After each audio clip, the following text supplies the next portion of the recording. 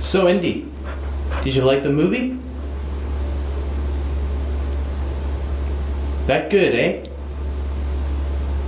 Hey everybody, this is David, and today we are going to be talking about The Secret Life of Pets. And as you can see here, I got my little buddy, Indiana. I named him after Indiana Jones. And since this movie is called The Secret Life of Pets, I thought it would be fun to include my little buddy here. And so what did I think of this movie? I actually thought it was all right. I thought I liked it. I thought there was some really funny moments in the movie, just like I was expecting. But most of it was from the trailer. I felt so. Some funny moments kind of were like meh. It was okay. The story itself is kind of like Toy Story. It's a buddy picture where two guys who or two dogs in this case, don't really like each other, and they grow to be friends as the movie goes on their journey. So that kind of explains that story. It's a story that you've seen many times before if you've seen a lot of films. And that doesn't mean it's a bad film. It just means, this story is treading on familiar territory. So, as someone who's seen a lot of films, you kind of get a little fatigued of those type of stories. But I get it, because when you're a kid, you haven't seen too many films yet.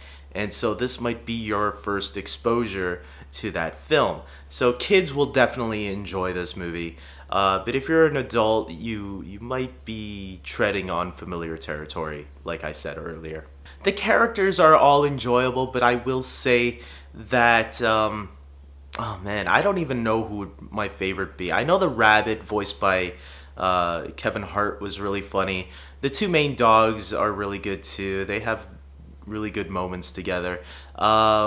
The birds, both birds. I don't know if it was a vulture or something, a hawk. I think I think that was voiced by Al Pacino. I'm not 100% sure, but I might have to check up on that later.